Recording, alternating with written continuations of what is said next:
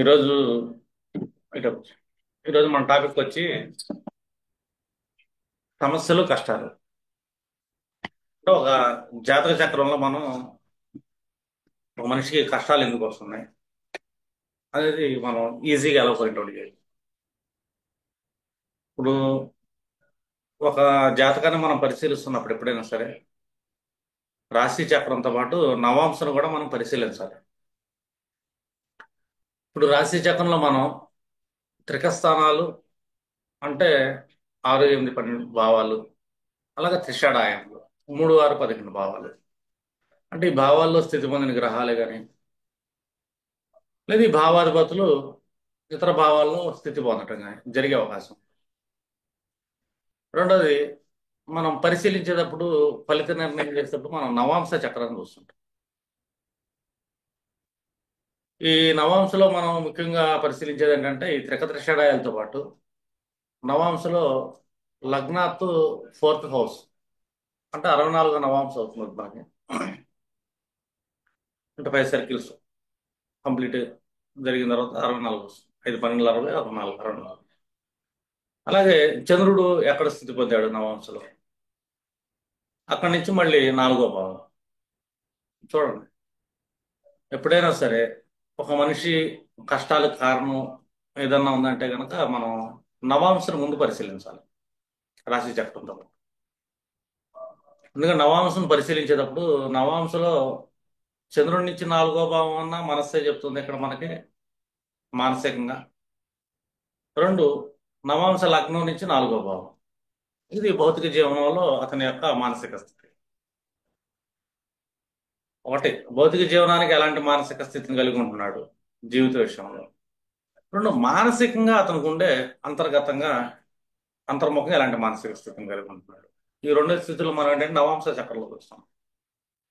ఈ 64కి మనకి ఏంటంటే మహర్షులు కరనవాంశలు అని చెప్పారు. అంటే మృత్యు నవాంశలు అంటే కష్టాలను ఇచ్చేయి, దుఃఖాలను ఇచ్చేయి. కష్ట దుఃఖాలు ఎప్పుడైనా మనకి కంప్లీట్ క్లారిటీ అనేది మనకు నవాంశలో మాత్రమే దొరికింది. అంటే దీన్ని పరిశీలించాలి. ఇవన్నీ ఎవరికి వస్తున్నాయి అంటే మనకు వస్తుంది. మనం అనగానే ఇక్కడ ఏంటంటే ఒక మనిషి యొక్క భౌతిక జీవనం అంటే లగ్నము అని. అంటే లగ్నం అనగానే ఇక్కడ ఏమొస్తుంది, మనిషి యొక్క తనువు అంటే శరీరం భౌతికంగా. రెండోది, అతని యొక్క వ్యక్తిత్వంలో నేను అనే తత్వం. అర్థం, ఈ నేను అనే తత్వంలో అతనికి ఎటు నుంచి కష్టాలు వస్తాయి, ఇది కూడా మనం రాశి చక్రంలో చూడాలి. ఎప్పుడైనా సరే మనం ఎప్పుడైనా ఏ జాతకాన్ని పరిశీలిస్తున్నప్పుడు మన దగ్గరకు ఒక చార్ట్ వస్తే మనం ఏం చేస్తాం, జనరల్గా అతను ప్రస్తుతం ఏ దశ నడుస్తుంది, ఆ దశనాథుడు ఎక్కడ ప్లేస్ అయ్యాడు, ఎలాంటి ఫలితాలు వచ్చే అవకాశం ఉంది. ఇది జనరల్గా 90% అబవ్ ఆస్ట్రాలజర్స్ అలాగే చూస్తారు. అర్థం, కానీ చూసేది అంటే ఏంటంటే ఒక స్మాల్ క్లారిటీ వస్తుంటారు చాలా మంది.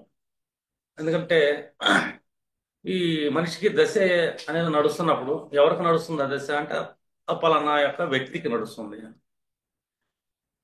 ఇక్కడ నేను అనగానే ఏమొస్తుంది మనకి, ఇక్కడ నా లగ్నం వస్తుంది. రెండు, నా లగ్నం అధిపతి ఎక్కడ ప్లేస్ అయ్యాడు వస్తుంది.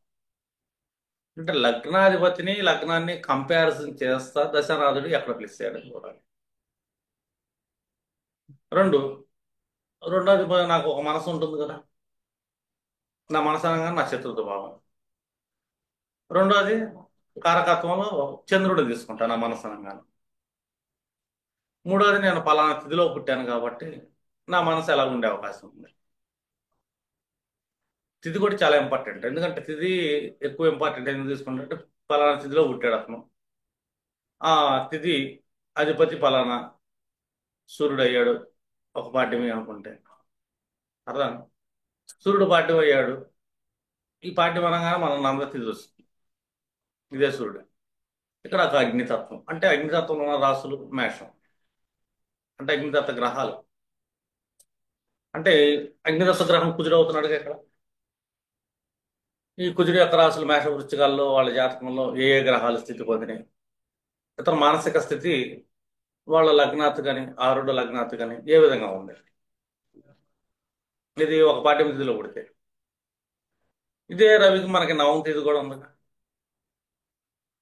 ఇప్పుడు నవమ తిథి అనగానే మనం ఈసారి లెక్క ఏమి వేసుకుంటాం?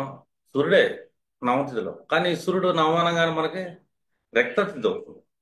దీనికి జలతత్వం అనేది జనరల్గా కారకత్వం తీసుకుంటాం రక్తతిథులకి. జలతత్వం అనగానే మనకి పంచగ్రహాల్లో జలతత్వం వచ్చేది సూర్యుడికి వస్తుంది. అంటే వృషభ రాశిలో కానీ తులారాశిలో కానీ ఏ ఏ గ్రహాలు ప్లేస్ అని లగ్నాత్ ఆరుడ లగ్నాత్ ఇతర మానసిక స్థితి అలాగే ఉంది.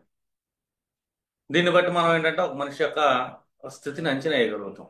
డిఫాల్ట్ అతని యొక్క నిర్ణయాలు ఎలా ఉండే.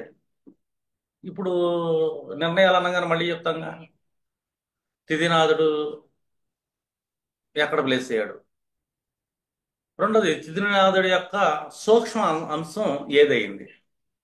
ఆస్ట్రాలజీలో రెండు తెలిసి ఉండాలి.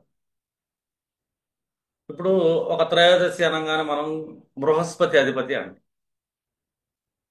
పంచమి అన్నా కూడా బృహస్పతి వస్తాడు అధిపతి. అర్థం? త్రయోదశి బృహస్పతి వచ్చాము జయతిథిలో పడుతుంది. దీనికి అధిపతి ఆకాశతత్వం. దానికి బృహస్పతి ఆధిపత్యం ఉంటుంది ఆకాశతత్వానికి. అది పంచమహాపురుష గ్రహాలకి.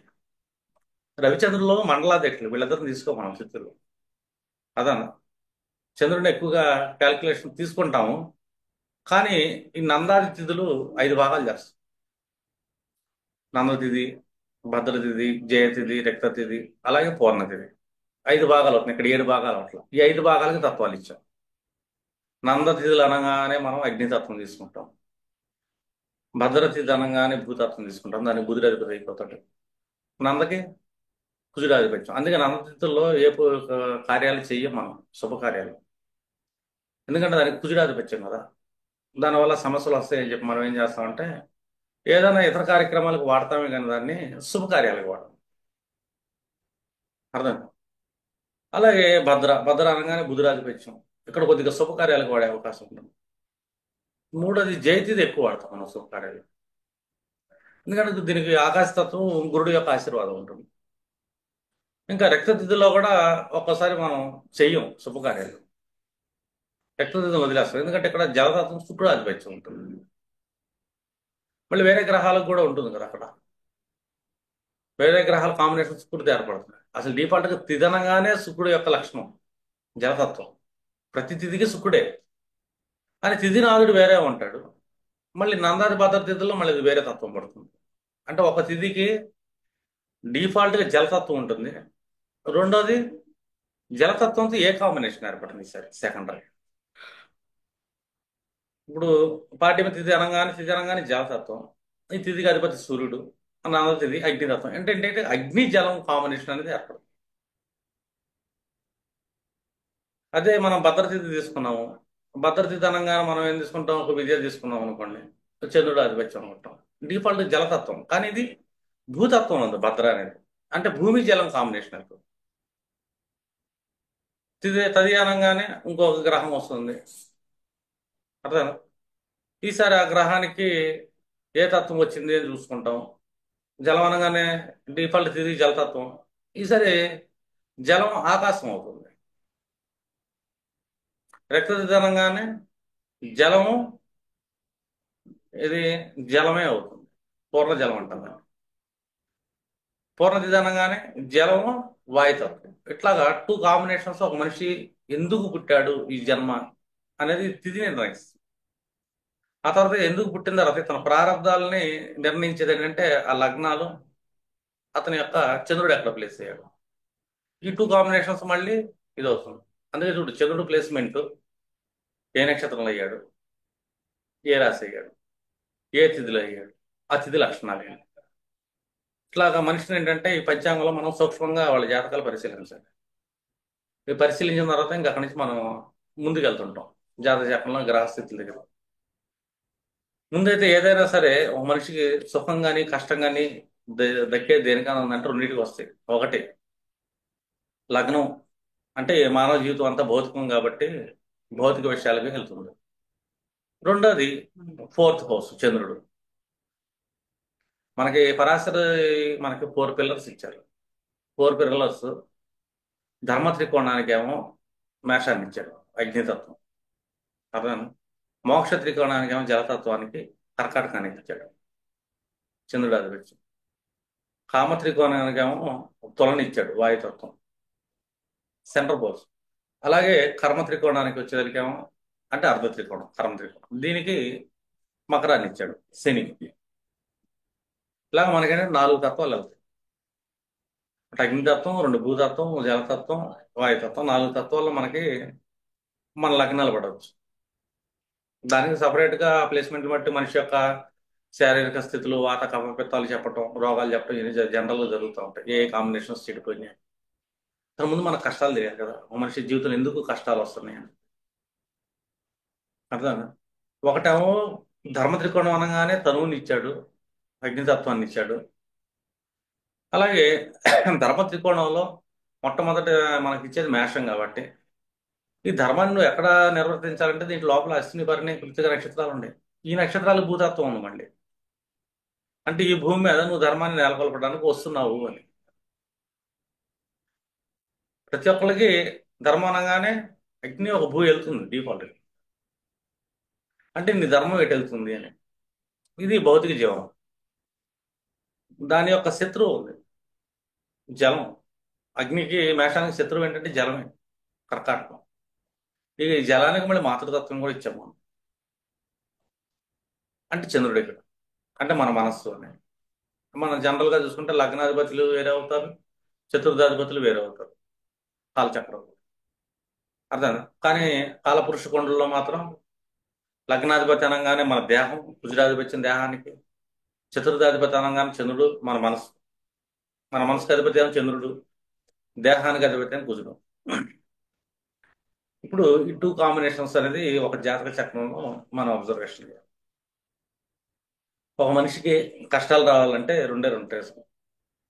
ఒకటి, వీళ్ళ లగ్నాధిపతికి చతుర్థాధిపతికి ప్లేస్మెంట్స్ అనేది మనం చెక్ చేస్తాం. అదా.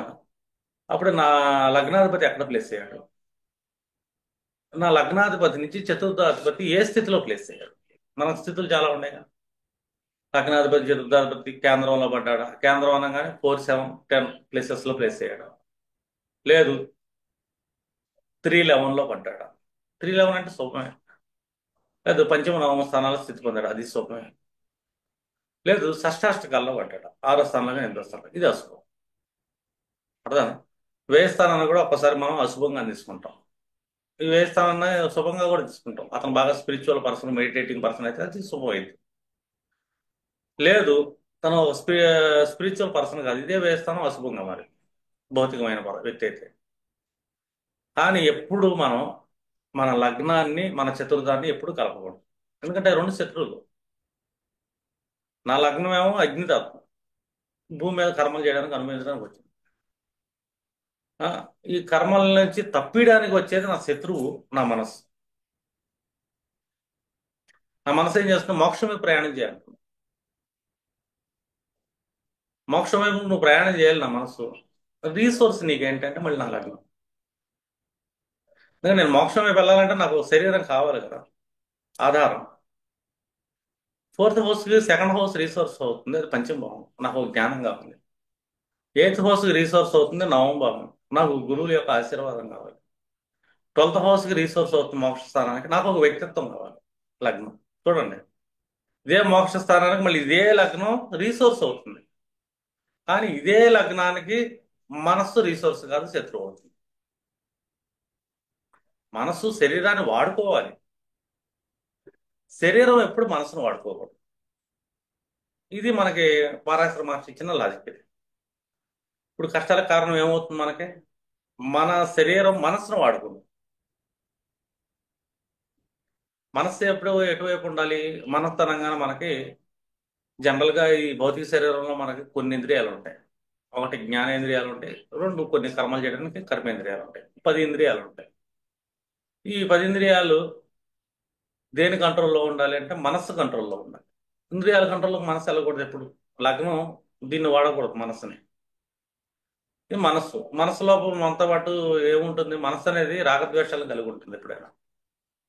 కానీ మనస్సుతో పాటు ఒకటి ఉంటుంది, జీవాత్మ అనేది ఒకటి ఉంటుంది, మన ఆత్మ, మన శరీరం. దీనికి సూర్యుడు కారకత్వం తీసుకుంటాం.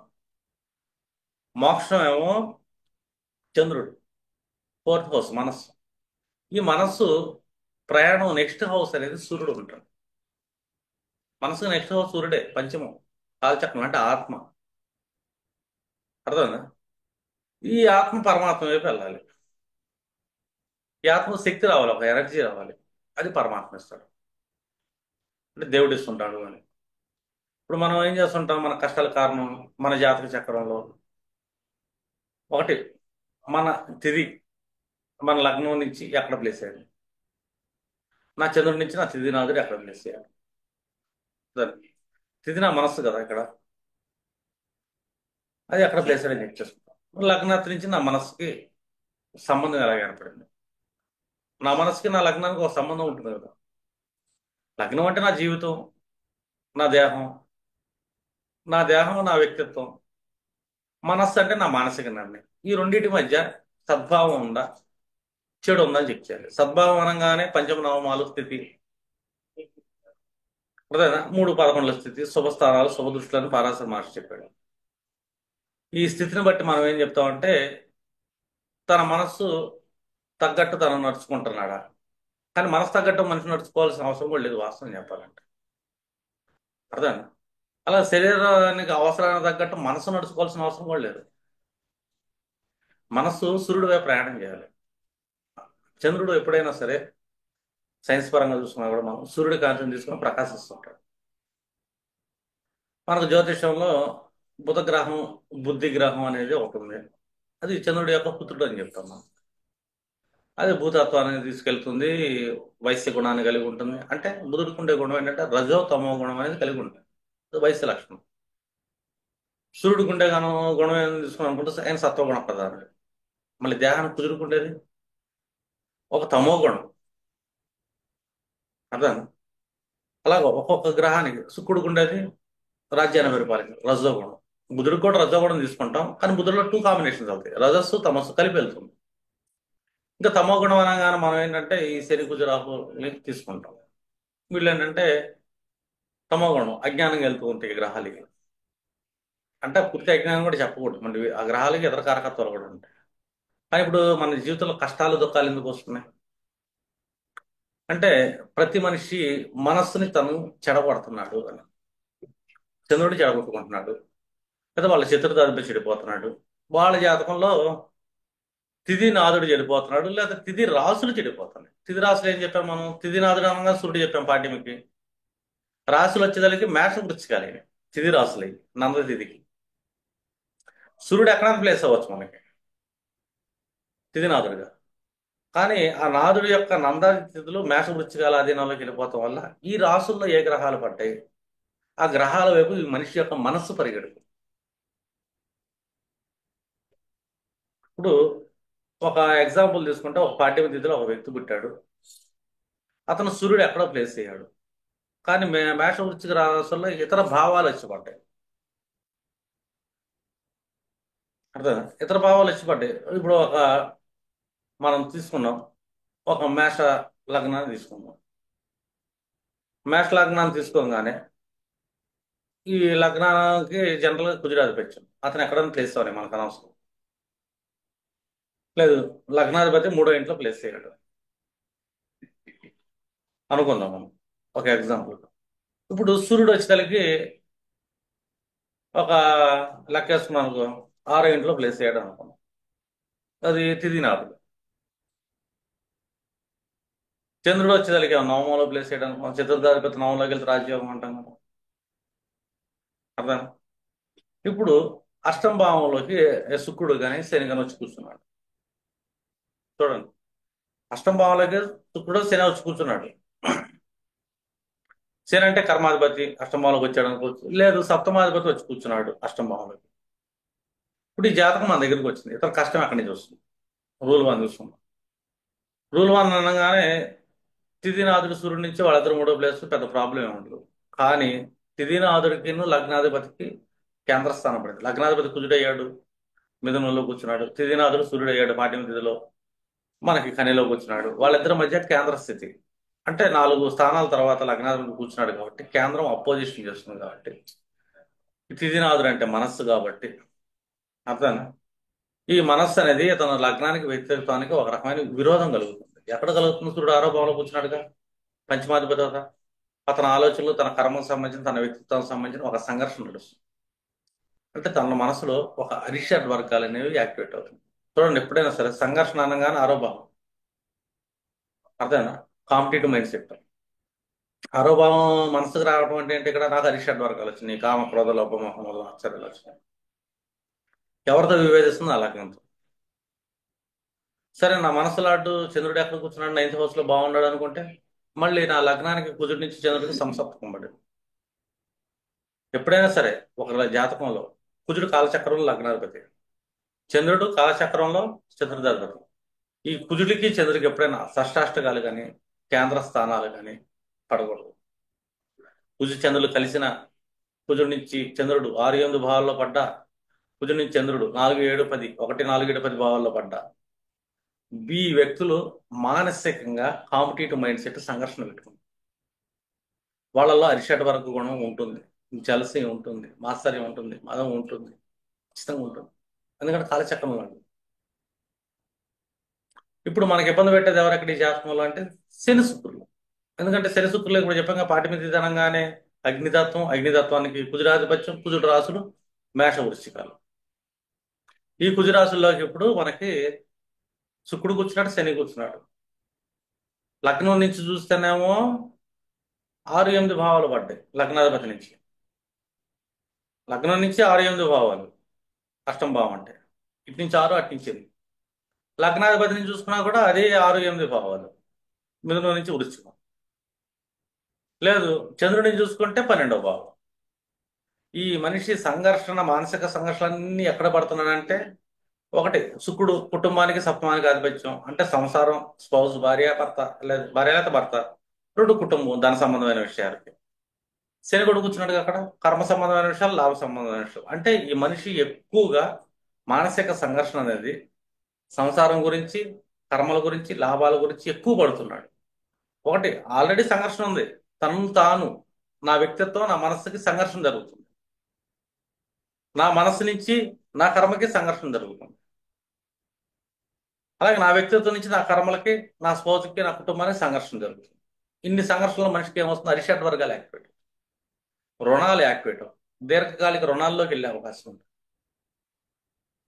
షష్టాష్టకాలలో నుంచి మనసు ఎప్పుడైతే పడుతుందో వాళ్ళకి తెలియకుండానే వాళ్ళు ఒక దీర్ఘకాలిక రుణంలోకి వెళ్ళిపోతుంటారు. అరిషడ్ వరకు ఆరోపం యాక్టివేట్ అయింది అంటే జ్ఞాతికారకత్వం వచ్చింది, వాళ్ళు కాంపిటేటివ్ మైండ్ సెట్ వచ్చింది. అంటే శత్రువులు పెరుగుతున్నారు, రుణాలు పెరుగుతున్నాయి, రోగాలు పెరుగుతున్నాయి, ఇబ్బందులు పాలవుతున్నారు. మళ్ళీ దీని నుంచి కారణం ఏంటి? తన మనసు తనని వ్యతిరేకిస్తుంది కదా, తన ఆలోచనలు, తన మనస్సు వ్యతిరేకిస్తుంది కదా. నా లగ్నం అనగానే ఎక్కడైనా నా మనసే, నేను నా జ్ఞానం, నా ఆలోచనలతో కూడితే నా వ్యక్తిత్వం, నా లగ్నం. ధర్మత్రికోణం లగ్నాధిపతి అనగానే 3 తత్వాలు వస్తాయి, పంచమ నవమాలు ఉంటాయి. లగ్నం నుంచి పంచమం, పంచమం నుంచి నవమం, నవమం నుంచి మళ్ళీ లగ్నం. ఇది ఒక ట్రయాంగిల్, ధర్మత్రికోణం. అంటే మనిషి వ్యక్తిత్వం అనేది అతని ఆలోచనలు, రెండు నైన్త్ హౌస్ వాళ్ళ పూర్వీకుల యొక్క జ్ఞానం, గురువుల నుంచి వచ్చే జ్ఞానంతో మనిషి యొక్క వ్యక్తిత్వం డెవలప్ అవుతుంది. ఈ వ్యక్తిత్వాన్ని అపోజిషన్ చేస్తే తన మనస్సు. వీళ్ళ తిథినాథుడి యొక్క రాసులు, అందులో కూర్చున్న గ్రహాలు వ్యతిరేకిస్తున్నాయి. అరిషడ్ వర్గాలు యాక్టివేట్ అవుతుంది. ఎందుకు యాక్టివేట్ అవుతుంది? ఇతని మనసు పట్టలేదంటే ఇతను లగ్నం కదా. లగ్నం అనగా అని చెప్పే కదా, వాళ్ళ పూర్వీకుల నుంచి, తల్లిదండ్రుల నుంచి, గురువుల నుంచి వచ్చిన జ్ఞానం, ఇతను తన పూర్వపుణ్యం నుంచి తెచ్చుకున్న జ్ఞానం, వీటన్నిటితో కూడిందే మనిషి యొక్క లగ్నం, అతని యొక్క వ్యక్తిత్వం. ఈ వ్యక్తిత్వానికి, ఇతని ఆలోచన విధానానికి, ఇతని మనస్సుకి సరిపోవట్లేదు. లేదు, ఈ వ్యక్తిత్వం నుంచి ఇతను ఏ తిథిలో జన్మించాడు, ఆ గ్రహాలకి సరిపోవట్లేదు. ఇబ్బంది కలుగుతుంది. కేంద్ర స్థితి అక్కడ యుద్ధం చేయాల్సి వస్తుంది.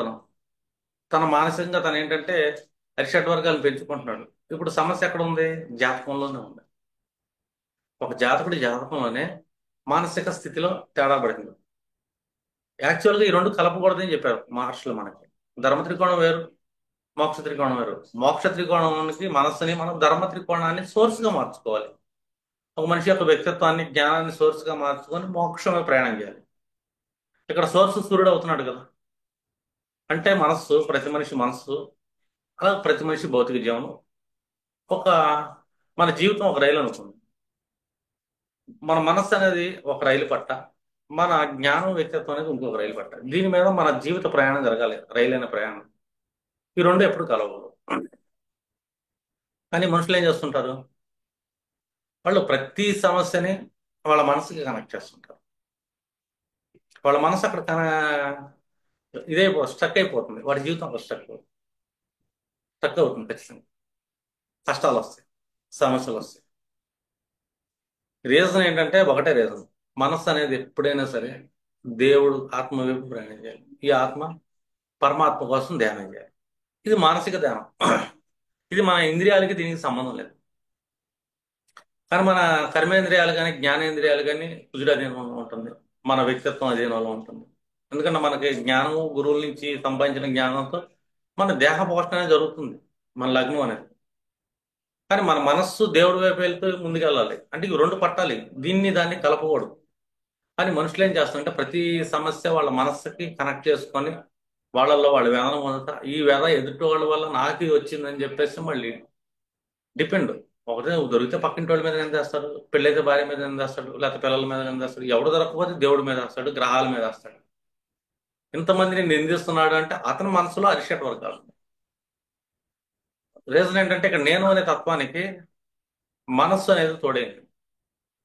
మనస్సు నుండి ఇప్పుడు దేవుడి వైపు పంపించలేదు. నువ్వు మన దగ్గరికి వచ్చారు క్లయింట్, మీరు ఇలాగా పలానా చేయండి, జపం చేయండి అన్నాను. ఎన్ని రోజులు చేయాలి సార్ అని అడుగుతారు, ఎన్ని వారాలు చేయాలి సార్ అని అడుగుతారు.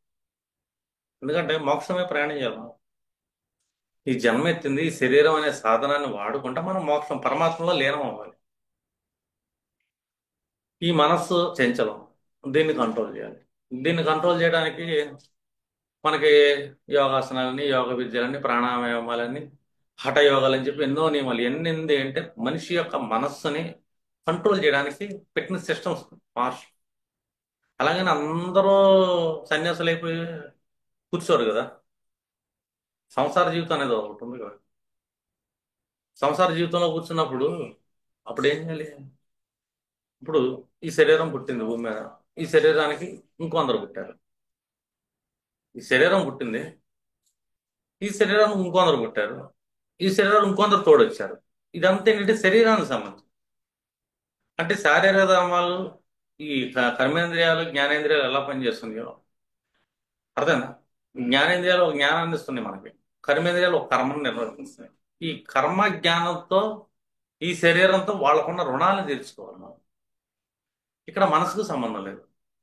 కానీ మనిషి మనస్సుని ఆత్మ వైపు దేవుడి వైపు పంపించకుండా ఈ పట్టాన్ని తీసుకొచ్చి ఈ పట్టానికి కనెక్ట్ చేస్తున్నాడు.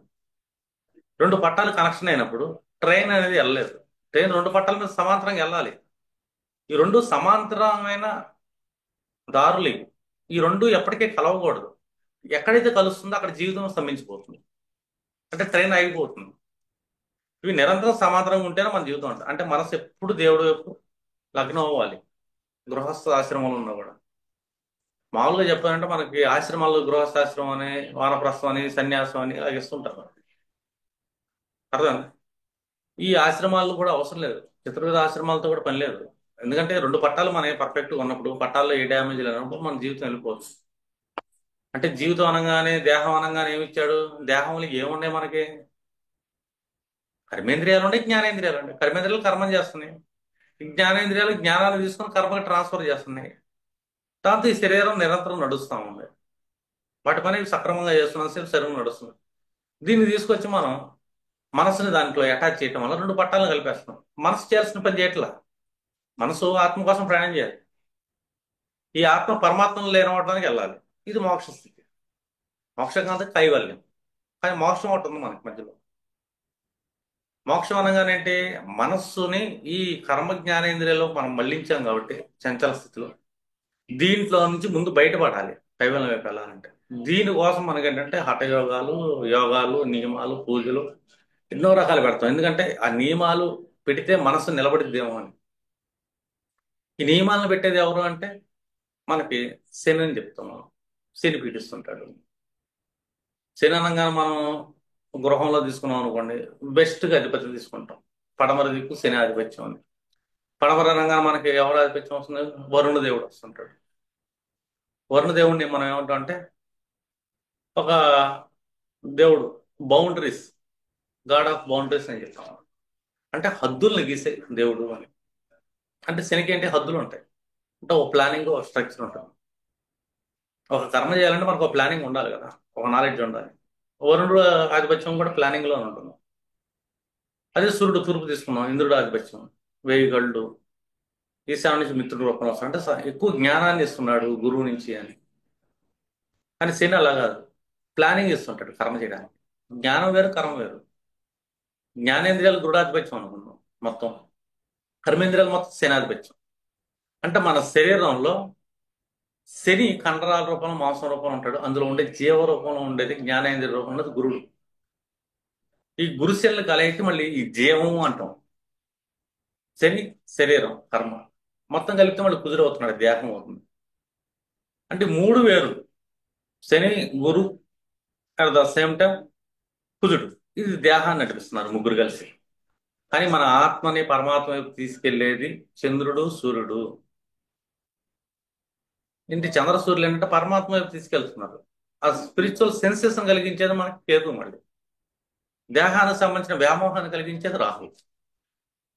ఇట్లా మనకేంటంటే డివైడ్ అయి ఉండాలి ఒక జాతక చక్రాన్ని పరిశీలించడం. అంటే కష్టం వీళ్ళకి ఎటు నుంచి వస్తుంది, గర్జంలో ఏ ప్రారంభం తెచ్చుకున్నారు. ఇప్పుడు ప్రారంభం మనం మాట్లాడుకున్నాం అనుకో, ప్రారంభం అనగానే మనం సంచితం గురించి మాట్లాడాలి. సంచితం అనగానే కొన్ని లక్షల జన్మల నుంచి మనం పోగు చేసుకున్న కర్మఫలం. ఆ కర్మఫలాన్ని బట్టి, సంచిత కర్మను బట్టి ప్రతి మనిషి ఫలానా లగ్నంలో పుట్టడం, అర్థం, ఫలానా ఆరుడ లగ్నం అవటం వాళ్ళ జన్మ, ఫలానా రాశిలో పుట్టడం, ఫలానా తిథిలో పుట్టడం, అర్థం. ఇది సంచిత కర్మ. ఇప్పుడు ఈ సంచిత కర్మను అనుసరించి అతను ఏ లగ్నంలో పుట్టాడు, ఏ ఆరుడో లగ్నం అయింది అతనిది, ఏ రాశిలో పుట్టాడు, ఏ తిథిలో పుట్టాడు, ఇంకా యోగ కర్ణాలు కూడా తీసుకుంటారు తర్వాత. దీని నుంచి ఇతర గ్రహాలు ఎక్కడెక్కడ ప్లేస్ అయ్యాయి. ఈ స్థానాల నుంచి వేరే గ్రహాలు మంచి స్థానాల్లో, కోణ స్థానాల్లో పడ్డాయి అనుకోండి, ఇతని జీవితంలో గురువులు అండ దొరుకుతుంది. గర్జంలో ఇతను పుణ్యం చేసుకున్నాడు అని చెప్పేసి మన జాతకంలో కనబడుతుంది, ముందుకెళ్తుంది అతను. ఏ గ్రహాలు సరైన స్థితిలో ప్లేస్ అవ్వలేదు, ఎక్కడి నుంచి ప్లేస్ అవ్వలేదు, నేను ఫలానా స్థితిలో పుట్టాను, నాకు ఫలానా రాసులేని, అవి లగ్నాతి ఇలాగ ఉండే, నా లగ్నాధిపతి నుంచి అవి ఎలాంటి ప్లేస్లేని, నా చంద్రుడి నుంచి నా చంద్రుడు వాటి ప్లేస్మెంట్స్, ఇదంతా మనం చెక్ చేసుకుంటాం కామన్. చెక్ చేసుకున్నాక అది బాగుందా, మంచి జీవితం ఉంటుంది. ప్లేస్మెంట్స్ బాగాలేదా, మళ్ళీ త్రిసడ తిరకాయలు, కేంద్ర స్థితులు బట్టి ప్లేస్మెంట్స్ బాగున్నట్టు, మళ్ళీ కష్టాలు బాగుంటాయి. ఈ కష్టాలు పాలవుతున్నాం అంటే ఒకటేమో మన సంచితం మనకు అర్థమవుతుంది. అంటే మనం ఫలానా లగ్నంలో పుట్టాము, ఫలానా రాశిలో పుట్టాము, ఫలానా తిథిలో పుట్టాము, ఈ తిథి జ్ఞానం ఇది, నా ఆరుడు లగ్నం ఫలానా అయింది, దీన్ని బట్టి నా సంచితం కాబట్టి నేను ఇలా పుట్టాను. కానీ వీటి నుంచి ప్లేస్మెంట్స్ సరిగ్గా లేకపోతే నా ప్రారంభం బాగోలేదు అని. అవి ప్లేస్మెంట్ ఉన్న గ్రహాలు ఉన్నాయి కదా, ఈ లగ్నాధిపతి నుంచి, తిథినాల నుంచి, ఆరుడు లగ్నాల నుంచి ఇతర గ్రహాలు ప్లేస్ అయినాయి కదా, ఆ ప్లేస్మెంట్ బాగుంటే నా ప్రారంభం బాగుంది, బాగోలేకపోతే ప్రారంభం బాగాలేదు. ప్రారంభం ఎటు నుంచి డిజైన్ అవుతుందంటే గత జన్మలో నేను ఏ కర్మ అనేది చేశామో ఆగామి కర్మ, ఆ ఆగామి కర్మ ఈ జన్మలో ప్రారంభంగా మారింది. వాటిలో బ్యాలెన్స్లు మిగులుతూ ఉంటాయి కదా, శేషాలు. ఈ శేషాలన్నీ పోగుపడితే సంచితం తయారైంది. కానీ ఇప్పుడు జన్మించాం కదా, ఇప్పుడు జన్మించినప్పుడు గత జన్మ ప్రారంభం అనే సిచ్యువేషన్ రూపంలో మన కళ్ళ ముందు నుంచుంటుంది వచ్చి. ఇప్పుడు మనం చేసే కర్మ ఆగామిగా మారింది. ఈ ఆగామి ఈ జన్మ చివరిలో కూడా మనకు సమస్యలు అవ్వచ్చు. వచ్చే జన్మని ఈ ఆగామి ప్రారంభంగా మారి మన జన్మలో మళ్ళీ కర్మలు డిజైన్ చేస్తాం. అంటే మనిషి యొక్క జ్ఞానం, జ్యోతిష జ్ఞానం ఎలా తీసుకుంటాం మనం అంటే, ఆగామి కర్మని తప్పించుకుంటా, అదే నిష్కామ కర్మ చేయటం. అంటే కర్మశేషం లేకుండా ముందుకెళ్ళాలి. నిష్కామ కర్మ చేయకూడదు, ముందుకెళ్ళాలి. ముందుకెళ్ళే ప్రాసెస్లో నిష్కామ కర్మ మనం చేయకపోవటం అంటే ఏంటి, ఇక్కడ మళ్ళీ ఒకటి ఉంది. కర్మ మాత్రమే చేయాలి, అది నిష్కామ కర్మే ఉంటుంది. నిష్కామ కర్మ అంటే నాకు లాభం ఉందా, నష్టం ఉందా అని కాదు. కామానికి ఆధిపత్యం, కామాలను కలిగించేది చంద్రుడు, మనస్సు. అర్థంగా, ఈ చంద్రుడిని మన దేహానికి కనెక్ట్ చేసి కొన్ని కర్మలు చేస్తాం. ఇవి కామ్య కర్మలు అంటే. అంటే చంద్రుడిని ఎక్కడ కనెక్ట్ చేయాలి, మనం సూర్యుడితో కనెక్ట్ చేయాలి. సూర్యుడిని పరమాత్మకి ఇంటర్లింకింగ్ ఇవ్వాలి. ఇది మనకి కైవల్యం వైపు తీసుకెళ్తుంది. కానీ ఎప్పుడైతే చంద్రుడు మనం ఈ కర్మేంద్రియాలు, జ్ఞానేంద్రియాలు గురు శనులకి కనెక్షన్ ఇస్తాము, దేహాధిపతికి కనెక్షన్ ఇస్తుంటాము కుజుడికి. ఇవి కామ్యకర్మలుగా మారుతాయి. ఈ కామ్యకర్మల నుంచి తప్పించుకునే ప్రాసెస్నే మనం మోక్షం కోసం చేసే ప్రయత్నం అంటాం. వాస్తవానికి మోక్షం కోసం మనం ఏ ప్రయత్నం చేయక్కర్లా, ఏ హఠయోగాలు చేయక్కర్లా, ఏ ప్రాణాయామాలు చేయక్కర్లా, కుంభకాలు చేయక్కర్లా, యజ్ఞహోమాలు చేయక్కర్లా. కేవలం మనస్సు అనే స్థితిని ఆత్మవైపు తీసుకెళ్తా భక్తి యోగంతో పరమాత్మ నిరంతరం మన ఉచ్ఛ్వాస నిశ్వాసలో చేసే ప్రణవం నిరంతరం దైవం ఉండాలి. కానీ జ్ఞానము కర్మని కర్మకు వాడాలి. అంటే దీన్ని ఒక జోన్ డివైడ్ చేయాలి. అప్పుడు మనకేంటంటే డైరెక్ట్గా మన కైవల్యానికి వెళ్ళే ఛాన్స్ ఉంటుంది. అప్పుడు చేసే ప్రతి కర్మ కామ్యకర్మ కాదు. కానీ ఎప్పుడైతే మనసును కనెక్ట్ చేస్తామో దేహ అవసరాల కోసం, అది కామ్యకర్మ. ఎందుకంటే దేహానికి కూడు గుడ్డ నీడ మూడు దేవుడు ఇస్తాడు. నీడ అంటే ఏంటి? భూమి మీద మనం, ఈ భూమే మన నీడ, ఫస్ట్ నివాసం మనకి. భూమి మీద పుట్టడమే దేవుడు మనకు ఒక స్థలాన్ని ఇచ్చాడు, నీడని ఇచ్చాడు. ఈ భూమి మీద ఆహారాన్ని సృష్టిస్తాడు, అన్నాన్ని సృష్టిస్తాడు. కాబట్టి మనకు నీటిచ్చే ముందు అన్నాన్ని సృష్టిస్తాడు, అన్నం నుంచి మనల్ని సృష్టిస్తాడు. ఇది మనకి తైత్రీయంలో అన్నమయ కోశంలో కొద్దిగా ఎక్కువ సబ్జెక్ట్ ఉంటుంది దీని గురించి, జన్మల గురించి, బ్రహ్మజ్ఞానం గురించి. ఈ దేవుడు ఆటోమేటిక్గా కూడా ఇచ్చేస్తాడు ఈ ప్రకృతి నుంచి. దీనికి పెద్దగా శ్రమించక్కర్లేదు. కర్మలు చేసుకుంటే కష్టపడుతుంటే అన్నీ వస్తుంటాయి. ఈ కర్మకి గర్జామ చేసిన ప్రారంధాల వల్ల కొంతమంది వ్యక్తుల రూపంలో కానీ, కొన్ని రుణాల రూపంలో కానీ, రోగాల రూపంలో మనకు ఎదురొస్తాయి సిచ్యువేషన్. ఈ ప్రారంధాలు వీటికి కూడా మనసు ఏమైనా కనెక్ట్ చేయట్లా. ఇక్కడ కూడా మనకు జ్ఞానము, మన జ్ఞానేంద్రియాలు, మన కర్మేంద్రియాలతో ఆ పద్ధతిని బయటపడవచ్చు. మనకు సంతానం పుట్టొచ్చు, పెళ్ళి అవ్వచ్చు, భార్య రావచ్చు, లేదా భర్త రావచ్చు, మనం పలానా తల్లిదండ్రులు పుట్టారు. ఈ మూడు కర్మలు కూడా ఈ జ్ఞాన కర్మేంద్రియాలకి సంబంధం ఉన్నాయి. ఇందులో మనసు సంబంధం లేదు. మనసు ఏంటంటే తన మోక్షం కోసం పేరలల్గా వస్తుంది, పేరలల్ యూనివర్స్ నుంచి. అర్థమైందా? ఆత్మ కూడా మన జీవాత్మగా మారుతుంది. అది ఈ మనసు జీవాత్మే, ఈ దేహమే మనస్సు, దేహమే నా ప్రాణం అనుకుంటా ఈ దేహం వైపు ప్రయాణం చేస్తుంటారు కదా. అంటే జీవాత్మని మనసును రెండింటిని తీసుకొచ్చి పట్టకు కలిపేస్తాడు. ఈ ఎక్కడ లైఫ్ స్ట్రక్ అవుతుంది. పట్టాలు ఇంకా లైన్గా లేవు. ఆ ట్రైన్ చాలా కష్టాలు పడుతుంటుంది, ఎదుగుబోదులు ఉంటుండదు, ఒక్కోసారి ఆగిపోవచ్చు, నానా రకాల ఇబ్బందులు ఉంటాయి. కారణం ఏంటంటే వివాహం కావాలి, అది కర్మేంద్రియాల జ్ఞానేంద్రియాల పని. ఇక్కడ మనసును కనెక్ట్ చేస్తున్నాం. వివాహం ఉంటుంది, ప్రారంధాన్ని బట్టి ఉంటుంది. కానీ మనసును కట్ చేయటం వల్ల, దానికి కనెక్షన్ ఇవ్వటం వల్ల ఇక్కడ వ్యామోహాలు, రాగద్వేషాలు అనేది మళ్ళీ యాక్టివేట్ అవుతుంది. ఎక్కడైతే రాగం ఉంటుందో అక్కడ ద్వేషం ఉంటుంది. అవి రెండు అవినాభావ సంబంధాలు. ఈ అనురాగం ఉన్న చోట ఆటోమేటిక్ ద్వేషం. ఈ అనురాగం ద్వేషాలు రెండు ఏంటంటే అరిషట్ వర్గాలకి బిడ్డలు లాంటివి. అర్థనా? తల్లిదండ్రులు కూడా ఇయ్యే అరిషట్ వర్గాలను ఇయ్యే పుట్టేస్తాయి రాగద్వేషాలే. రాగం వల్ల కొన్ని కామ్యాలు, కొన్ని మోహాలు, ద్వేషాల వల్ల కొన్ని అరిషడ్ వర్గాలు, మాత్సర్యాలు, అర్థన కోపాలు, ఇవన్నీ వస్తుంటాయి. ఈ రాగద్వేషాలు ఏంటంటే మన చేత ఆగామి కర్మలు చేపించి ఈ ఆగామి నెక్స్ట్ జన్మ ప్రారంభంగా మళ్ళీ జన్మ ఉంటుంది. అంటే ఈ జరామృత్యు, జరామృత్యులో మనం తిరుగుతుంటాం. జన్మించడం, ముసలు అవటం, మృత్యును పొందటం, అంటే క్షీణించడం, ఆ తర్వాత మృత్యును పొందటం. ఇది ఒక రొటీన్ సైకిల్. ఇది కష్టాలు వస్తున్నాయి కదా మనకి. ఎందుకు వస్తున్నాయి అంటే మన లగ్నం నుంచి మన జాతక చక్రం, మన మనసు బాగాలేదు, మనలోనే మన మానసిక లోపాల్లోనే ఉంది.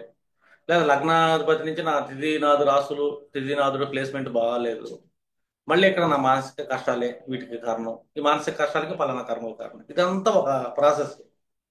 ఇప్పుడు నవాంశలు మనం చెక్ చేస్తున్నాం. ఇక్కడ కర్ణవంశలు ఉంటాయిగా.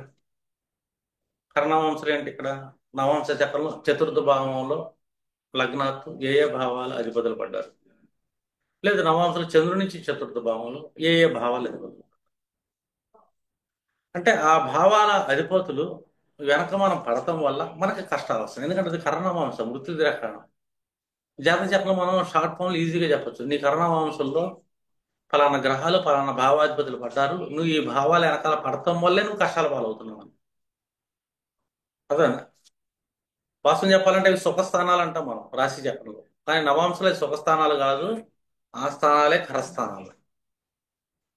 అంటే నాకు ఈ సుఖం కావాలంటే ఇప్పుడు నా ఫోర్త్ హౌస్ నవాంశ ఫోర్త్ లాట్ ఉన్నాడు, నాది ఒక మేష లగ్నం అవుతుంది. నా ఫోర్త్ లాట్ చంద్రుడు నవాంశలో మకర రాశిలో 10th లో పడ్డాడు. ఇప్పుడు నా కష్టానికి కారణం ఏంటి? నా మనస్సు, నా ఫోర్త్ లాడు నా కరాధిపతి ఎక్కడ పడ్డాడు? 10th హౌస్లో పడ్డాడు. నాకు ఒక స్టేటస్ కావాలి, నాకు ఒక పేరు కావాలి, నాకు ఒక ప్రఖ్యాత కావాలని చెప్పి నేను పాకులాడినంతసేపు నాకు కష్టాలే. అర్థమేనా? అక్కడే మళ్ళీ సుఖాన్ని కూడా ఎత్తుకోవాల్సి వస్తుంది నేను. కర్మ దగ్గర శాంతుల దగ్గర సుఖాన్ని కూడా ఎత్తుక్కొని ఆనందపడుతుంటా తాత్కాలిక సుఖం కోసం. కానీ మానసిక కష్టమే. లేదు, నా చంద్రుడు ఫలానా మిథున రాశిలో కొట్టాడు, మేష లగ్నానికి. ఈసారి బుధుడు అయ్యాడుగా కరాధిపతి. ఈ బుధుడు నా సప్తమం పడ్డాడు, షష్టాధిపతిగా సప్తమం పడ్డాడు. ఇప్పుడు నాకు కమ్యూనికేషన్ ప్రాబ్లమ్స్, జర్నీల వల్ల ప్రాబ్లం, వైవాహిక జీవితంలో ప్రాబ్లం, వివాహం కాలేదన్న ప్రాబ్లం. ఎందుకంటే నవాంశలో 3వ భావంలో చంద్రుడు పడ్డాడు, అక్కడి నుంచి కరాధిపతి ఏమో బుధుడయ్యాడు, ఈ బుధుడు వచ్చి నా సప్తమం పడ్డాడు. అసలు కరాధిపతి పడ్డాడు, మానసిక కరాధిపతి. ఇది మానసిక కరాధిపతి. లగ్నాది ఫోర్త్ భౌతిక జీవనానికి సంబంధించిన కరాధిపతి. ఈ ఎవరు పడ్డారు మానసికంగా? నాకు ఎక్కడ పేరు ఉంటుంది? నా సంసార జీవితంలో, వైవాహిక సంసార జీవితంలో నాకు కష్టాలు ఉన్నాయి. అక్కడ ప్లేస్ అయ్యాడు కదా. నేను నా పెళ్లి గురించి ఆలోచించినా కష్టాల పాలవుతా, నా సంసార జీవితం గురించి ఆలోచించినా మానసిక పీడ ఉంటుంది. ఎంత మానసిక పీడే. చంద్రాత్తు చతుర్థాధిపతి విపరీతం మానసిక పీడ. అదే ప్రాసెస్లో లగ్నాతి చతుర్థంలో కర్కాటకంలో ఏ ఏ భావాధిపతులు పడ్డారు, దానివల్ల నా జీవితంలో భౌతిక జీవితంలో కష్టాలు వస్తాయి. వాటి వెనకాల పడతాం. లేదు, చంద్రాతి ఫోర్త్ హౌస్ అంటే కన్యలో ఏ ఏ భావాధిపతులు పడ్డారు, దానివల్ల నాకు మానసిక పీడ ఉంటుంది. ఎందుకంటే నేను కనెక్ట్ అయిపోయాను కదా ఇక్కడ. నా మనసు నేను దేవుడి వైపు పెట్టాను అనుకో, దేవుడి వైపు పెట్టాలి నేను మనసు అంటే పంచమం వైపు పంపించాలి. పంచమం అనేది అన్ని రకాల సమస్యల కష్టాలను తీర్చేసేది లక్ష్మీస్థానం. అర్థమేనా? ఈ పంచమం అనే లక్ష్యం ఏంటంటే జ్ఞాన లక్ష్మి అంట. పంచమం అనగానే మనకు డబ్బులు రావు, జ్ఞానం అనే లక్ష్యం వస్తుంది. నవమంలో భాగ్యం అనే లక్ష్యం వస్తుంది. భాగ్యస్థానం అంటే అవకాశాలు అనే లక్ష్యం. ఈ జ్ఞాన లక్ష్యంతో నేను ఏం చేస్తాను? జ్ఞాన లక్ష్యంలో ఇంకోటి ఉంది, మంత్రభావం ఉంది, ప్రేమ అనే తత్వం ఉంది. ఇప్పుడు నాలో ప్రేమను పెంచుకుంటున్నా ప్రతి మనిషిని చూసి. ద్వేషించడం నాకు అలవాటు లేదు. ఒకవేళ నన్ను ద్వేషిస్తున్నారు, ద్వేషిస్తుంటే నేను ఆనందపడతా. ఎందుకు ఆనందపడతానంటే నా ప్రారంధం కరుగుతుంది. నేను వాళ్ళ దగ్గర ద్వేషాన్ని పొందాలి, అది నా ప్రారంధం. కాబట్టి నేను హ్యాపీగా ఫీల్ అవుతాను, నా ప్రారంభం కలిగి. వాళ్ళు నన్ను తిట్టారు కదా అని చెప్పి నేను అద్దరు వాళ్ళని తిట్టాను అనుకో, మళ్ళీ నేను ఒక ఆగామ కర్మ చేసినట్టే. నేను నిష్కామ కర్మ అంటే నేను ఏ కర్మ చేయను, చేశాను కామం ఉండదు. నిష్కర్మ రెండు నిష్కామ కర్మ. వాళ్ళు నన్ను తిట్టారు, నేనేమన్నా మెలకుండా నవ్వుకొని వెళ్ళిపోతాను. నా ప్రారంభం కొద్దిగా కరిగింది. కానీ నేను ప్రేమిస్తాను, ప్రేమించాలి. ఎందుకు ప్రేమించాలి? నా మనసు సూర్యుడి వైపు వెళ్ళాలి. ప్రేమ వల్లే సాధ్యం అది. వాళ్ళని తిట్టినా నేను ప్రేమిస్తాను. ఎందుకు ప్రేమిస్తాం వల్ల ఏముందంటే నాలో ఆరోభావం తీసుకురావట్లే నేను. కామక్రోధ లోభం మదమాత్సరాలు దాటలా. అవి తెచ్చాను, అప్పులు పాలవుతాను, శత్రువులు వస్తారు, రోగాలు వస్తుంటది, నేను ఏ పని చేయలేను, మానసిక పీడ ఎక్కువగా అనిపిస్తాను, దుఃఖాలు అనిపిస్తాను, కష్టాలు పీడ చెప్పుకుంటూ బతుకుతాను నా జీవితంలో. తిరుగుతూ ఉంటా. జ్యోతిష్యులు ఎవరన్నా నాకు ఏమైనా రెమెడీలు ఇస్తారా, ఏమైనా పరిహారాలు చెప్తారా, బయటపడతానని. అయినా కాదు. ఎందుకంటే నాకు మానసిక ప్రేమ లేనంత వరకు, నా మనస్సుని దేవుడి వైపు నేను కనెక్ట్ చేయనంత వరకు నా కష్టాలు ఉంటాయి. నేను దేవుడి వైపు ఎందుకు కనెక్ట్? ఇది కూడా రీజనే కదా. రీజనే. నేను దేవుడి వైపు కనెక్ట్ చేయాలి కదా. ఎందుకు చేయాలి? ఎందుకంటే ఈ 10 ఇంద్రియాలు నెత్తి మీద కూర్చునేది మళ్ళీ ఇంద్రుడే. ఈ ఇంద్రుడు కంట్రోల్ చేసే సోముడు, అదుడు చంద్రుడు. అసలు చంద్రుడు కూడా అతను కంట్రోల్లో ఉంటాడు. అంటే 10 ఇంద్రియాలు మళ్ళీ చంద్రుడు పరిపాలించగలడు. చంద్రుడే కాదు, ఇంద్రియాల్లో బుద్ధి కూడా పరిపాలిస్తుంది. 10 ఇంద్రియాలని కంట్రోల్ చేయగలదు. బుద్ధి ఎలాగెళ్తుంది? ఇప్పుడు నాకు మంచి బుద్ధి కావాలి. బుద్ధుడు అనగానే మనం ఏం చేస్తాం? బుద్ధిలో అడ్డం చెప్తాం. ఈ బుధుడు చంద్రుడు యొక్క కుమారుడు. అంటే బుద్ధి అనేది మనిషి యొక్క మానసిక ఆలోచనల వల్ల వస్తుంది. అంటే చంద్రుడు కుమారుడు, ఆయన పుట్టాడు అని. ఈ చంద్రుడు ఒక శక్తిని తీసుకుంటున్నాడు, ఒక పౌర్ణమి లాంటి వెలుగు ఇస్తుంది. ఎక్కడి నుంచి వస్తుంది అతను అంటే? సూర్యుడి నుంచి వస్తుంది, ఆత్మకారకుడి నుంచి. అంటే చంద్రుడు ఎవరి వైపు చూడాలి? సూర్యుడు వైపు చూడాలి. సూర్యుడిని ధ్యానించాలి మనస్సు. అందుకే మనం ఏంటంటే మహర్షులు మనకి ఉదయ సంధ్యాకాలంలో సూర్యోపాసన చేస్తుంటారు, ఆర్గ్యం ఇస్తుంటారు ఆయన. అర్థం? అంటే ఈ సూర్యుడు వైపు వెళ్ళాలి. ఈ సూర్యుడికి శక్తిని ఎవరిస్తారంటే ఆ పరమాత్మ ఇస్తారు. అంటే మనం ఎప్పుడైతే పరమాత్మను మొక్కుతున్నామో ఈ పరమాత్మ మన జాతకంలో ఉన్న, మన జీవితంలో, మన బాడీలో ఉన్న ఆత్మని యాక్టివేట్ చేస్తాడు. ఈ ఆత్మ శక్తి ఏదైతే ఉంటుందో, ఆత్మ తేజస్సు ఏదైతే ఉంటుందో, ఈ ఆత్మ తేజస్సుని మన మనస్సు అబ్జర్వేషన్ చేసుకుంటాం. ఎప్పుడైతే మనస్సు పూర్ణ తేజస్సు ఉంటుందో, పౌర్ణమి లాంటి తేజస్సు, దానికి పుట్టే బిడ్డ బలవంతుడు పుడతాడు. బుద్ధి బలహీనుడు పుట్టడే కదా. బలమైన మనసుకి బలమైన బుద్ధి ఉంటుంది, బలహీనమైన మనసుకి బలహీనమైన బుద్ధి ఉంటుంది. మన బలమైన బుద్ధి ఉంది, మనం ఆ బుద్ధితో ఈ సంసార జీవితాన్ని చాలా తేలిగ్గా లాక్కెళ్ళగలుగుతాం. బుద్ధి ఏం చేస్తుంది? వ్యాపారాలు, వ్యవహారాలు అన్ని సక్రమం చేస్తుంది. బుద్ధి లేకపోతే వ్యాపారాలు కానీ, వ్యవహారాలు కానీ అన్ని సర్వనాశనం. అంటే దేవుడు ఎందుకు ముఖ్యం మనకి ఇక్కడ? దేవుడు మనకి అద్భుతాలు జరుగుతాయి అంటే జరుగుతాయి ఖచ్చితంగా. అద్భుతాలు జరిగే ముందు నీకు బుద్ధి రావాలి కదా, అద్భుతం చేసే బుద్ధి రావాలి కదా. ఈ బుద్ధిని ఎవరిస్తాడు? దేవుడు ఇస్తాడు. దేవుడు ఎలాగిస్తున్నాడంటే, దేవుడు తన శక్తిని అతని జీవిలో ఉన్న ఆత్మకి కనెక్ట్ చేస్తున్నాడు, ట్రాన్స్ఫర్ చేస్తున్నాడు. అతను ఈ ఆత్మ తేజస్సులో వెలుగుతున్నప్పుడు ఆ తేజస్సును చంద్రుడు అబ్జర్వ్ చేసుకుంటాడు. అబ్జర్వేషన్ చంద్రుడిది. ఎక్కడ కూర్చున్నా కూడా చంద్రుడు అబ్జర్వేషన్ చేసుకుంటాడు. ఈ చంద్రుడికి పుట్టే బుద్ధి ఏదైతే ఉందో, మనసుకు పుట్టే ఆలోచనలు ఏదైతే ఉందో, ఈ ఆలోచనలు జీవితాన్ని సక్రమంగా తీసుకెళ్ళాలి. ఇక్కడ దేవుడు మీకు అని రెండు పట్టాలు. అంటే ఏ గృహస్థుడైనా సరే జ్ఞానేంద్రియాలతో, కర్మేంద్రియాలతో భౌతిక కర్మలు చేసుకుంటూ వెళ్ళిపోవాలి. తన మనస్సు అనే ఇంద్రియాన్ని ఇంద్రుడికి కనెక్ట్ చేసి ఆత్మ ఇంద్రుడికి కనెక్ట్ చేయాలి కదా. ఎందుకంటే మనకి ఇంద్రనాడి అనేది ఒకటి ఉంటుంది నెత్తి మీద. శివుడి యొక్క త్రిశూలం ఎలా ఉంటుందో మన నెత్తి మీద ఇంద్రనాడి ఉంటుంది. అంటే మన వెన్నుపూసలో ఒక త్రిశూలం ఉంటుంది, ప్రతి మనిషి వెన్నుపూసలో. ఆ త్రిశూలమే ఇది ఎడా పింగళ సుషుమ్న అని. అంటే కాలచక్రాన్ని, కుండలి చక్రాన్ని యాక్టివేట్ చేస్తున్నాం. అర్థమైందా? అంటే మనమే ఒక కాలచక్రం, సూక్ష్మంలో సూక్ష్మం మనం యూనివర్స్ లో. దీన్ని రెండు ప్యారలల్ లైన్స్ వెళ్తా ఉంటాయి, ఇవి ఎప్పటికీ కలవకూడదు. మనస్సు అనేది ఈ జ్ఞానేంద్రియాలు, అర్థమైందా, కర్మేంద్రియాల వైపు మనసును తీసుకెళ్ళకూడదు. మనసుకు ఒక కర్మ ఉంటుంది, తన పని. తన సిరీస్ వేరు, ఈ సిరీస్ వేరు. ఇది కేవలం గురుడు, శని, కుజుల మీద వెళ్ళిపోవాలి దేహం. మనస్సు సూర్యుడు వరద లోకం వైపు వెళ్ళాలి, కేతు వైపు. అంటే ఈశ్వరుడు వైపు వెళ్ళాలి, ఈశ్వర సాన్నిధ్యం పొందాలి. ఎందుకంటే ఇక్కడ మనకి అన్ని విడివిడిగా కనబడతాయి కానీ అన్నీ ఒకటే.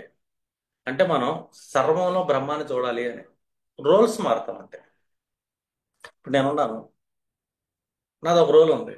నాకు ఇద్దరు సంతానం ఉండాలనుకో, నాది ఒక తండ్రి రోల్ ఉంది, నేను తండ్రిని ఇక్కడ. అలాగనే తండ్రి ఒకనే కాదుగా, ఒక స్త్రీకి భర్తను కూడా, ఇంకొకళ్ళకి బిడ్డని, కొంతమందికి అన్ననే, కొంతమందికి తమ్ముడిని. అంటే ఈ రోల్స్ అన్ని నాయే, కానీ నేను ఒక్కడే పురుషుడిని. మళ్ళీ విడివిడిగా చూస్తే నలుగురు మనుషులు అవ్వచ్చు, చెప్పుకుంటే నలుగురు మనుషులే కనబడతారు. దేవుడు కూడా అంతే. మనకి త్రయంబకుడు ఉన్నాడు, పరమాత్మ ఉన్నాడు, పరమేశ్వరుడు. అతను ఏం చేస్తాడు? సృష్టిస్తాడు, ఆ స్థితిని నిలబడతాడు, దాన్ని తనలో లైన్ చేసుకుంటాడు. ఇప్పుడు ఇక్కడ మనకి త్రీ రోల్స్ ఉంటాయి, బ్రహ్మ, విష్ణు, రుద్రులు అంటాం. వీళ్ళు రోల్స్, కానీ వీళ్ళు ముగ్గురు ఒకటే పరమాత్మ. విడిగా చూస్తే ముగ్గురు దేవుళ్ళే మనకి. అర్థమైందా? అంటే ఒక తండ్రి, ఒక బిడ్డ, ఒక భర్త లాగా. కానీ మొత్తం ముగ్గురు కలిపి ఒకటి ఆయన పరమాత్మ. అంటే త్రీ రోల్స్ కదా. ఈ సృష్టి, స్థితి, లయ ఎవరు? ఈశ్వరుడే. లయకారకుడు ఈశ్వరుడే. లయకారకత్వం ఈశ్వరులో ఉన్నాడంటే సృష్టికారకుడు ఆయనే, స్థితికారకుడు ఆయనే. ఆయన రోల్స్ లో వచ్చినాయి బ్రహ్మ, విష్ణు, మహేశ్వరులు. అంటే పరమాత్మ నుంచి వచ్చారు వీళ్ళు అని. మళ్ళీ ఈ సృష్టి ఏమైంది? స్థితిలో కొన్నాళ్ళు ఉంటుంది, తర్వాత లైవ్ అయిపోతుంది. ఎక్కడ లైవ్ అవుతుంది? పరమాత్మ. మనం భూమి మీద పుట్టాం, మనం లైవ్ అవ్వాలి. ఈ భూమి మీద పుట్టి ఈ భూమిలో మన శరీరం లైవ్ అయింది. కానీ మనం మా ఆత్మను తీసుకెళ్ళాలి కదా. నా జీవాత్మ పరమాత్మ తీసుకెళ్ళగలిగేది ఏంటిది అంటే నా మనస్సు. నా మనసు అనే వాహకం తీసుకెళ్ళాలి. అర్థమైందా? పరమాత్మలో కలపాలి. ఇప్పుడు చాలా విపరీతమైన వస్తువులు ఉంటాయి. ఇప్పుడు బంగారం ఉంది, చెవి కమ్మలు అంటాం, బంగారం కమ్మలు, బంగారపు నగలు, వడ్డాణాలు, చేతి గాజులు, కంకణాలు, ఇవన్నీ డిఫరెంట్ డిఫరెంట్ బంగారపు ఆభరణాలే. ఇవన్నీ కడిగిస్తే మళ్ళీ బంగారంలోనే వెళ్ళిపోతాం. మనం మట్టి కుండలు చాలా చేస్తుంటాం, పిడతలు చాలా చేస్తుంటాం, దీపాలు చాలా చేస్తుంటాం మట్టితో. వీటన్నింటిని కలిపితే మళ్ళీ మళ్ళీ కలిసేది మట్టిలోనే. అలాగే ఏ ధాతువు అయినా సరే వాటిని మళ్ళీ లయం అయితే అదే ధాతువులోకి వెళ్ళిపోతుంది. మనలో ఉన్న ఆత్మ కూడా లయమైతే పరమాత్మలోకి వెళ్ళాల్సిందే. విడివిడి వస్తువులు కదా, మనం చెప్పుకుంటాం విడిగా. అది కమ్మలండి, ఇవి గొలుసులండి, అదని ఇదని. ఇవి వేరు వేరు కాదు. అది బంగారం, కరిగిస్తే బంగారంలోకి వెళ్ళిపోవాలి. ఈ శరీరంలో ఉండేది శరీరం. ఇక్కడ చూడండి, మనకి చాలా రకాలు ఉంటాయి. నువ్వు వేరు నేను వేరు, దేవుడు వేరు నేను వేరు అనుకున్నాను అనుకో, అది ద్వైతంలోకి వస్తుంది. ద్వైతం అంటాం దాన్ని. అది దేవుడు వేరు నేను వేరు అని చెప్పి దేవుడి విగ్రహాన్ని ముందు పెట్టుకొని నేను పూజిస్తున్నా. అప్పుడు నేను ద్వైతుడిని అవుతా. దేవుడు యొక్క అంశనే నేనని ఫీలింగ్తో ఉంటాను.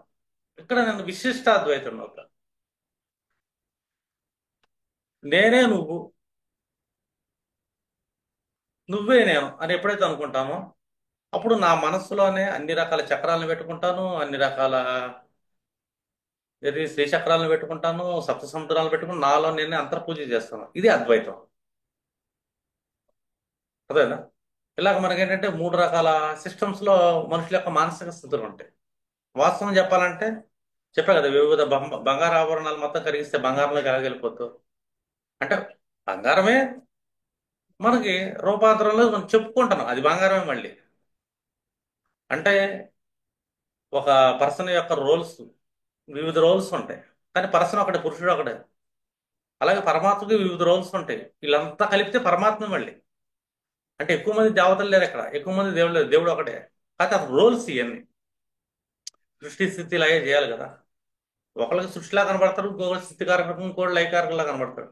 అంటే బంగారం డిఫరెంట్ ఆభరణాల రూపం ఎలా ఉంటుందో, మట్టితో చేసే వస్తువులు వివిధ రకాల రూపాల్లో ఎలా ఉంటాయో, అంటే వస్తువు రూపాంతరం చెందుతుంది కానీ వస్తువు మూల పదార్థం అది. అలాగా ఈ భౌతిక దేహం రూపాంతరం చెందొచ్చు. అర్థం, పాప పుణ్యాలు లేవు ఇక్కడ. మళ్ళీ అది పాపం, ఇది పుణ్యం, ఇది మంచి, ఇది చెడు అన్నాను అనుకో, మళ్ళీ నాకు ఒక విచక్షణ జ్ఞానం ఉంటుంది. ఇది మంచిది, ఇది చెడు అని. ఆ జ్ఞానం విచక్షణ విడగొడుతుంది. ఏ పర్సన్ అయితే విచక్షణ జ్ఞానం ఉంటుందంటే మంచి చేయడం అంటాడంటే అది విభజన గుణానికి సంబంధించింది. ఏ పర్సన్ అయితే విభజన గుణం ఉంటుందో అతను అంతర్గతంగా హింస ఉంటుంది. ఈ హింస యుద్ధాల వైపు తీసుకెళ్తాం. చూడండి, మనం అంట మంచి చేయడం ఎప్పుడైతే విరగొడతాం, అక్కడ ఏం చేస్తున్నాం మనం, ఇది మంచి ఇది చేయడానికి పెడుతుందంటే మనం ద్వైతంలో తీసుకెళ్తాం. ద్వైతంలో విభజన కూడా ఉంటుంది. అర్థమైందా? ఈ విభజన ఏం చేస్తా అంటే అంతర్గత హింసను ప్రేరేపిస్తుంది. ఈ హింస యుద్ధానికి కారణం. ఇదంతా ఎక్కడ జరుగుతుంది? మనిషి యొక్క అంతరంలో, అతని జాతకంలో జరుగుతూ ఉంటుంది. ఏ మనిషి అయితే ఈ మనస్సుని ఆత్మని పరమాత్మ వైపు తీసుకెళ్ళిపోవాలి, అర్థమైందా? ఈ శరీర కర్మల్ని ఇటు తీసుకెళ్ళాలి. అంటే ప్రతి మనిషిలోనూ ఒక ఆత్మ ఉంది. ఆ ఆత్మ శివుడి యొక్క అంశే. అతని యొక్క రోల్ ఒకటి ఉంది. వాళ్ళు ప్రాసెస్లో ఉన్నారు. ఎందుకంటే సృష్టి వచ్చింది, ఈ సృష్టి మళ్ళీ లయం అయిపోతుంది. ఈ ప్రాసెస్లో ఉంటున్నప్పుడు మనం ఏం చేయాలంటే ఆ ఆత్మ చూడాలి, దేవుణ్ణి చూడాలి, అంటే ప్రేమించగలగాలి మనం. ఎందుకంటే ప్రేమ లేకుండా మనం ఏ పని చేయలేము. దేవుణ్ణి ప్రేమిస్తే ఆ దేవుడి కోసం నిరంతరం మనం గడపగలం. అంటే మన జీవితంలో కష్టాల కారణం ఏంటంటే మనలో ఉండే ద్వైతం, ద్వైత గుణం అంటాం దాన్ని. అవతల వేరు నేను వేరు. వ్యక్తి పూజలు చేస్తాం అవసరాలకి, వ్యక్తులను పూజిస్తుంటాం. అదేంటి ద్వైత లక్షణం అది. ఆటోమేటిక్గా విభజన గుణం ఉంటుందిగా. విచక్షణ జ్ఞానం విభజన గుణాన్ని క్రియేట్ చేస్తుందిగా, ఇది మంచి ఇది చెడు అని. దానివల్ల హింస ఉంటుంది, హింస వల్ల అంతర్యుద్ధం నడుస్తుంది. ఈ అంతర్యుద్ధం అంతా మనిషి యొక్క మనసులోనే నడుస్తుంది. అంటే ఈ వ్యక్తి యొక్క జ్ఞానానికి, కర్మజ్ఞానానికి, అంటే ఈ 1/9కి, ఈ 4/8 ఎప్పుడు ఒక గ్రహయుద్ధం నడుస్తుంది. మనస్సుకి, వ్యక్తి యొక్క జ్ఞానానికి ఘర్షణ నడుస్తుంది. ఈ ఘర్షణ వాళ్ళ జాతకాల్లో ఉందనుకో, వాళ్ళు డౌన్ ఫాల్ అవుతూ ఉంటారు. ఈ ఘర్షణ లేని జాతకాలు హై ఫాల్ అయిపోతూ ఉంటారు. వాళ్ళ ప్రారంభం బాగుంది. అర్థందా? చెప్పాం కదా, లగ్నము, ఆరుడ లగ్నము, తిథి నాదుల యొక్క ప్లేస్మెంట్ నుంచి ఇతర గ్రహాలన్నీ మంచి పాజిటివ్గా పడ్డాయి. ప్రతి దశ వాళ్ళకి కలిసి వస్తుంది, మంచి పాజిటివ్గా ఉంటారు, ఎన్నో ధర్మకార్యాలు చేస్తుంటారు, వాళ్ళ జీవితాలు బాగుంటాయి.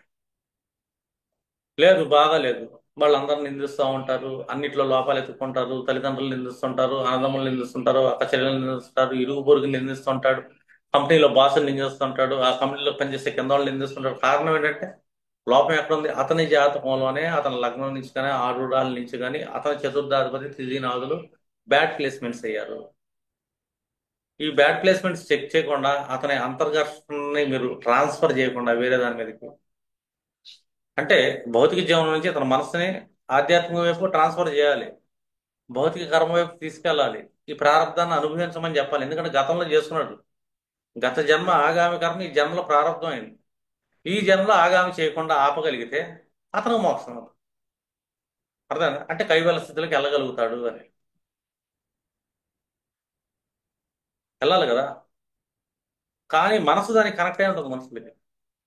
ఈ మనస్సు, చంచల మనస్సు ఎప్పుడైతే ఈ బంధాలు, బంధుత్వాలు, ఈ స్టేటస్లు, కాంపిటేటివ్ మైండ్ సెట్లోకి, అంటే జ్ఞాతికారకత్వాల్లోకి కనెక్ట్ అయింది, మనం డిఫాల్ట్గా ఈ జ్ఞాతికారకత్వాల నుంచి మనిషిని స్టేబుల్ చేయడం కోసం మనం పూజా విధానంలో కానీ యజ్ఞ విధానంలో కానీ నియమాలు పెడతాం.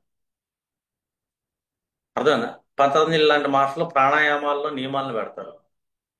హఠయోగం లాంటి అతి కష్టమైన యోగాసనాలు చేపిస్తుంటారు. ఇదంతా ఏంటంటే కేవలం మనస్సుని వ్యామోహంలోంచి లాగి స్థిరపరచడానికి. అది చిన్నగా ఉండదు కదా, ఒకసారి కూర్చోమంటే కూర్చోదు, పరిగెడతా ఉంటుంది.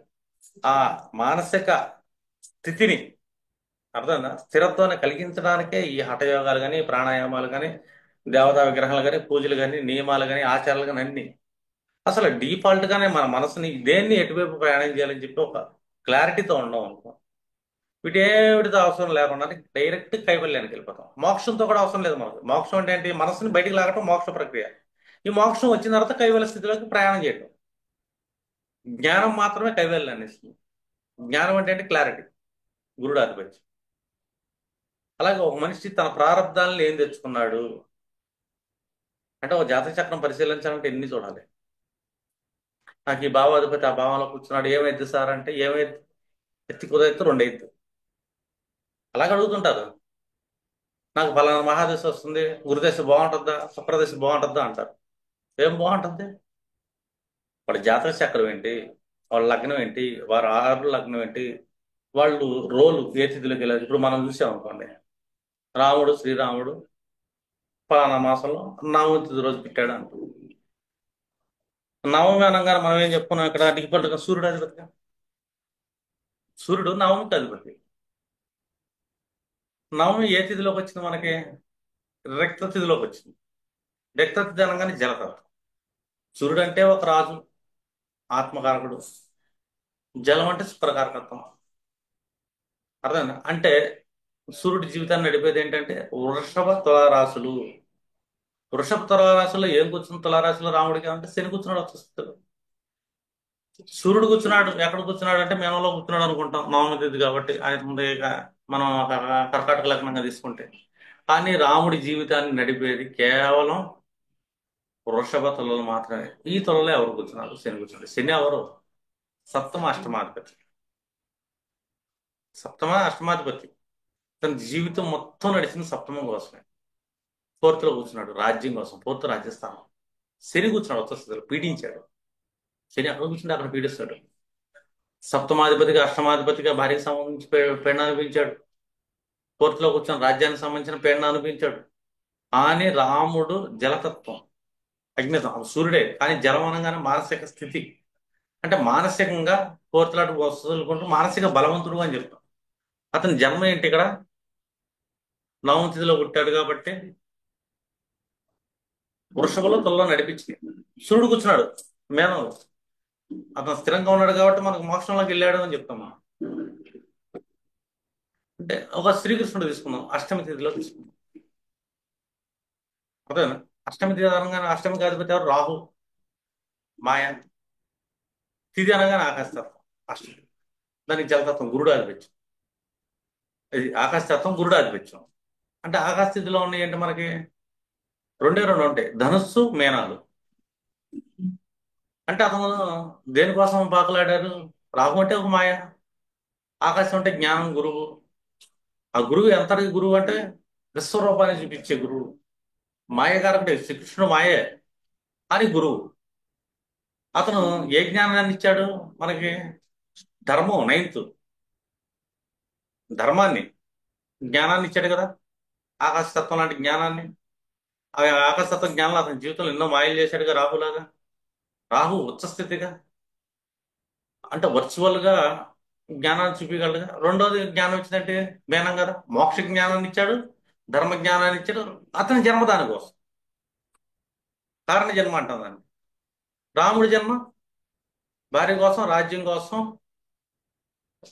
ఇది పరిగెత్తాలి. చతుర్థ సప్తమాలు అంటే వైవాహిక ధర్మం ఏంటి, సమన్యాయం అంటే ఏంటి, తులారాశి అది. తులారాశి శని కూర్చున్నాడు. సమన్యాయం అంటే ఏంటో రాముడు చూపించాడు.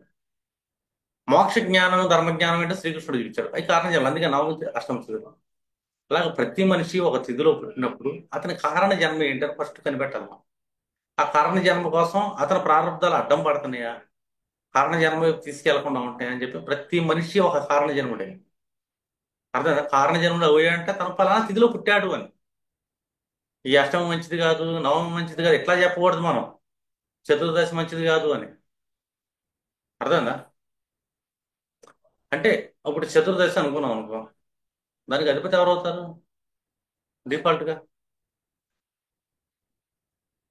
చెప్పు, ఆలోచిస్తున్నాం. ఆ?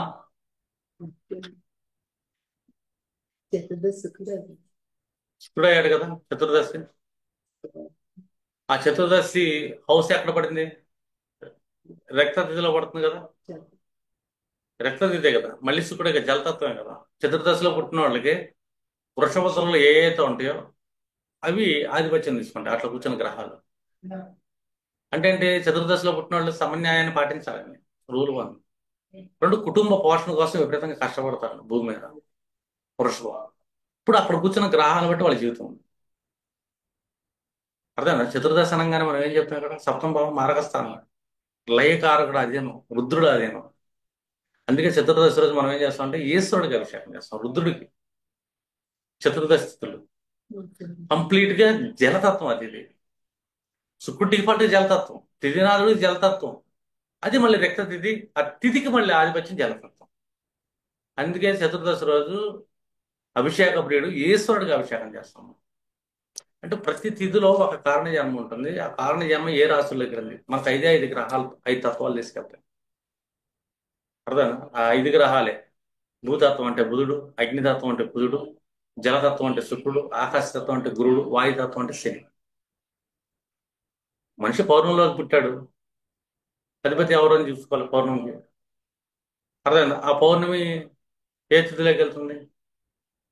పౌర్ణ తిథిలోకి వెళ్తుంది. పౌర్ణ తిథికి అధిపతులు ఎవరు? శని, వాయుతత్వం.